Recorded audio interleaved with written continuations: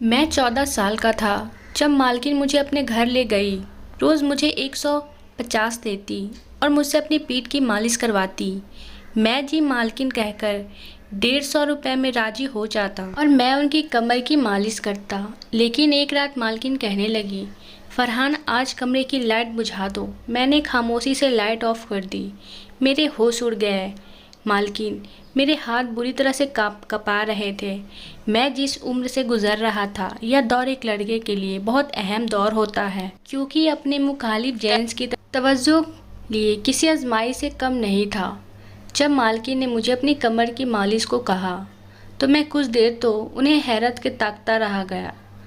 मैं यह कैसे कर सकता था? यह बात बहुत शर्म की थी। लेकिन मेरे पापा ने कहा कि मालकिन की किसी बात का इनकार मत करना, बड़ी रहमदिल औरत है। अगर तुमने उनके दिल में जगह बनाई तो तनख्वाह से ज़्यादा पैसे दे देंगी। पैसे उन्होंने मुझे दिए थे, वह भी पूरे 150, और कहा यह पैसे सिर्फ तुम्हारे हैं। मैं खुश भी हुआ था, लेकिन जब उन्होंने कहा कि मेरी कमर पर तेल की मालिश कर दो तो मैं कुछ ना कहा। लेकिन मैं उस वक्त बहुत ही बुरी तरह से घबरा गया था। वह मुझे अपने कमरे में ले गए, फिर बेड पर लेट गए और मुझसे कहने लगी कि उनकी कमर पर तेल लगा दो। जब मैंने उनकी कमर से कमीज़ ऊपर की तो एकदम से आंखें बंद कर ली। जो तेल उन्होंने मुझे दिए, मैंने वह बंद आंखों से हाथ पर ज़रा सा लिया और उनके कमर पर लगाने लगा।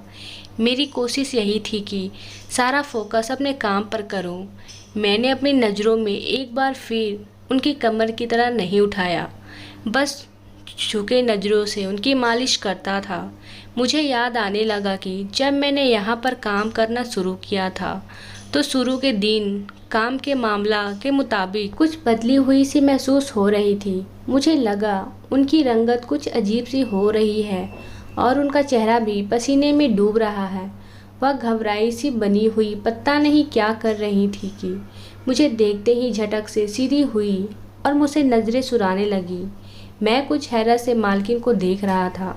मुझे लगा मालकिन की तबीयत ठीक नहीं है। मैं वैसे हमेशा मालकिन की खिदमत खामोश ही करता था, मगर आज मैंने कुछ हिचकिचा कर मालकिन को देखते हुए पूछ लिया। मैंने कहा कि मालकिन, क्या आप ठीक हैं? आप घबराए हुए क्यों हैं? मेरे लहजे में खुद ब खुद एतराज़ और नरमी समेट आई थी। मैं मालकिन की दिल से इज्जत करता था और मुझे उनका गहरा फिक्र था, क्योंकि वह मेरी मालकिन ही नहीं बल्कि मेरे लिए बहुत अच्छी औरत थी।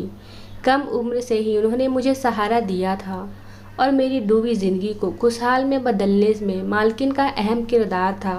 मुझे परवाह नहीं थी, बदले में उन्होंने मुझसे चाहे जैसा भी काम लिया था, मगर उनके दिए पैसों से मेरी ज़िंदगी बदल गई थी। मेरे घर के हालात बदल गए थे। मेरे सवाल पर मालकिन ने नहीं, मैं सर हिलाते हुए मुझे तसल्ली दी कि वह बिल्कुल ठीक है, मगर उनके अल्फाज मालकिन के चेहरे पर साफ ज़ाहिर हो रहे थे। वह कुछ छिपा रही थी और उनको उस तक कोई परेशानी हो रही है।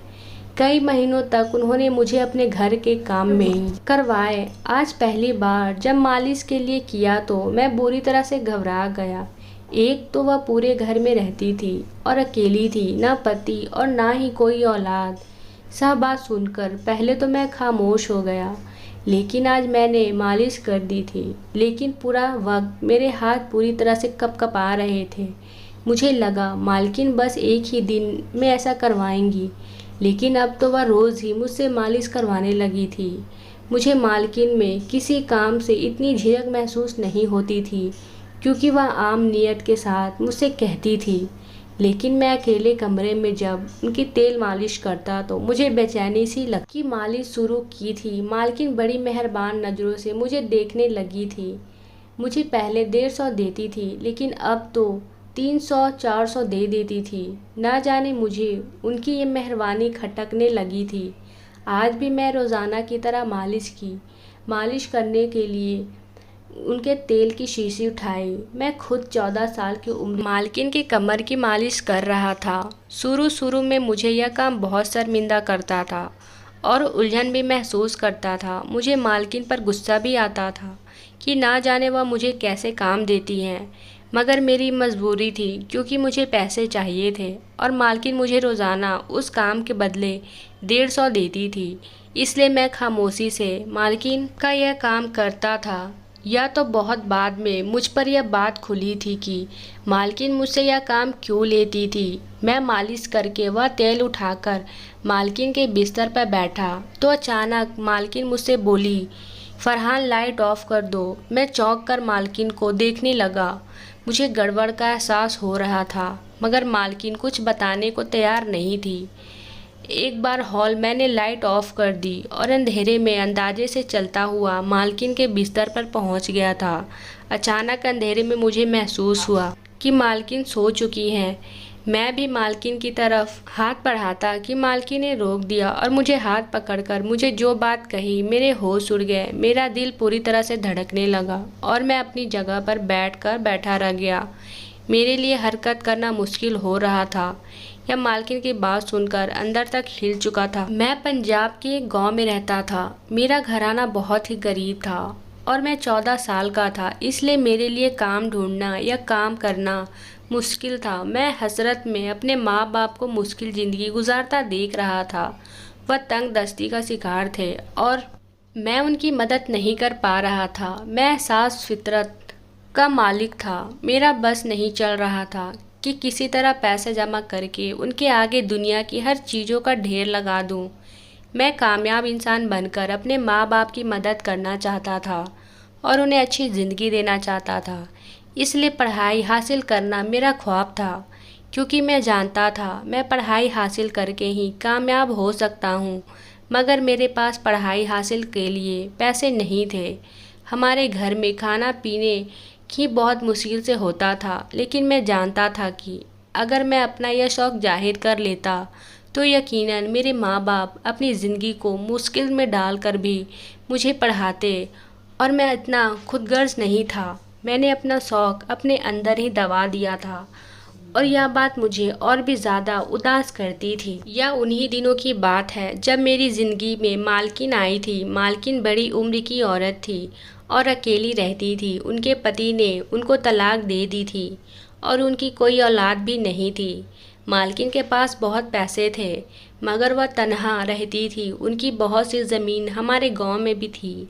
मालकिन का अपने ज़मीनों पर कोई ज़रूरत काम पड़ गया था। उनका हमारे गांव में आना हुआ तो उन्होंने मुझे घूरते हुए देखा और मुझसे पूछा कि मैं स्कूल क्यों नहीं गया और पढ़ता क्यों नहीं हूँ। मैंने उदासी से उनके अपने हालात बताए और कहा कि मैं अपने हालात की वजह से नहीं पढ़ सकता। अगर मैं तालीम हासिल कर लूँगा तो घर के खाना पीना ख़त्म हो जाएगा। मेरी बात पर मालकिन किसी सोच में डूब गई थी।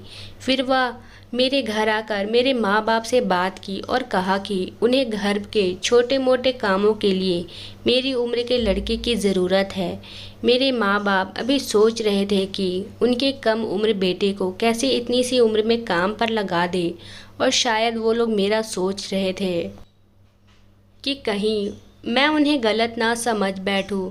मगर मैंने आगे बढ़कर उस काम के लिए हामी भर ली और मालकिन से कहा कि मैं उनका हर काम करने को तैयार हूँ कि मेरी बात से खुश हो गई थी। मुझे तब बहुत अंदाज़ा नहीं था कि मुझे क्या क्या काम करना है। मुझे यही लगा था कि मालकिन अपने कहने के मुताबिक छोटे मोटे काम के करवाएंगी और मैं हर तरह किस्म का काम करने को तैयार था। मैं खुशी खुशी राज़ी हो जाने पर मेरे माँ बाप की खामोशी भी हो गए थे।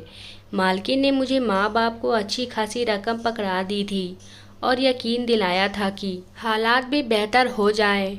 मैं और मेरे माँ बाप खुश हो गए थे। मेरा ख्वाब पूरा हो रहा था क्योंकि मैं हमेशा से ही अपने माँ बाप के हालात बदलने की वजह बना था। मैंने अपना थोड़ा बहुत सब सामान बांध लिया और मालकिन मुझे लेकर शहर की तरफ रवाना हो गई। मालकिन का शहर में निहायती बड़ा घर था।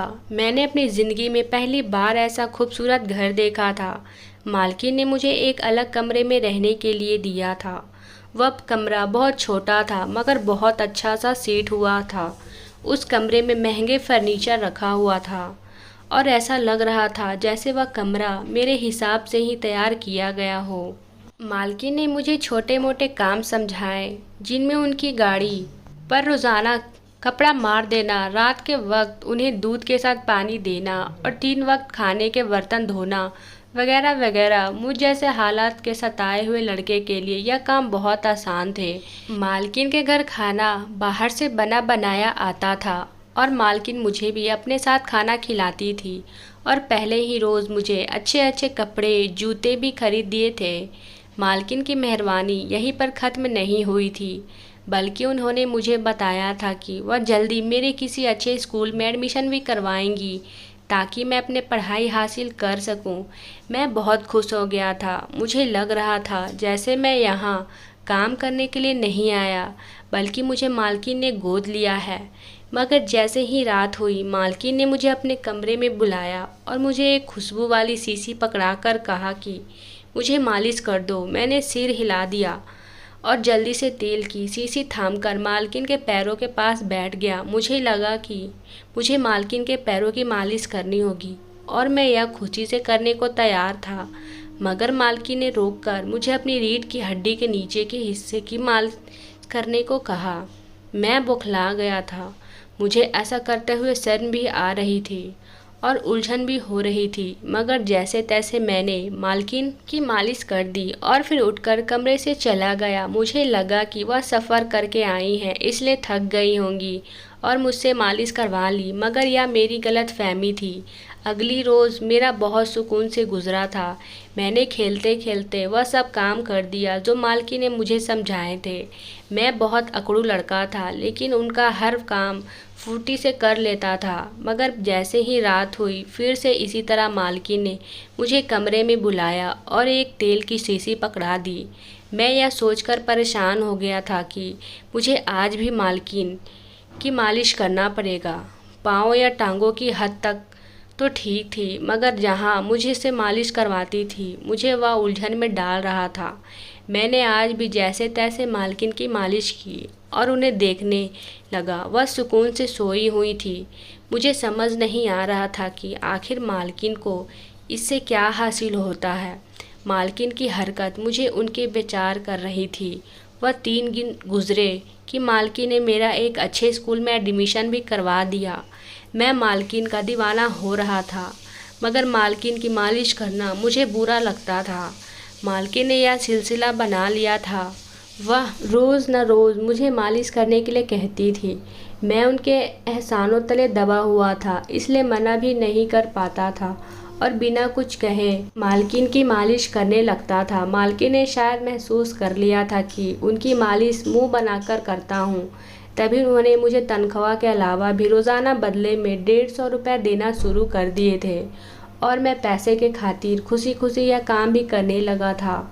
ऐसे ही मुझे मालकिन के पास काफ़ी वक्त गुजर गया और अब मैं वहाँ के मामलात का आदी हो गया था। मालकिन की यह आदत अच्छी थी। जैसे ही महीना पूरा होता, वह बिन कहे ही पैसे मेरे घर भिजवा देती थी, जिससे मेरे माँ बाप की ज़िंदगी सुकून में आ गई थी।